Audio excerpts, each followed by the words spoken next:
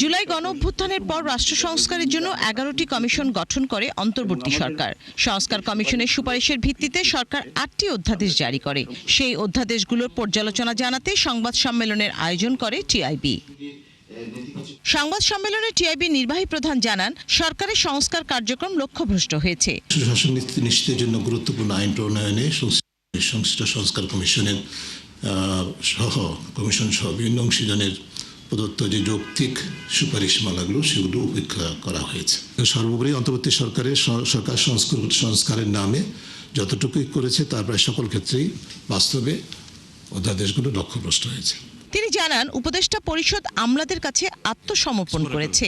Police commission গঠনের তীব্র সমালোচনা করেন ডক্টর ইফতেখারুজ্জামান। কোন কাগজটাতে সাইন করবে, কোন সিদ্ধান্তটাতে স্বাক্ষর দেবে, এটা কিন্তু করতে ওই মন্ত্রী পরিষদ বা উপদেষ্টা পরিষদ আলটিমেটলি ডিসাইড করে না।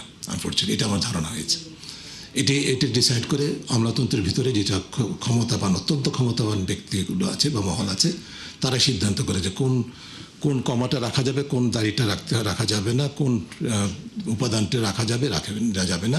সাইবার সুরক্ষার নাম করে এ সরকারও বিগত সরকারের মতো রাজনৈতিক উদ্দেশ্য প্রণোদিত হয়ে কাজ করছে বলেও অভিযোগ করেন টিআইবি প্রধান।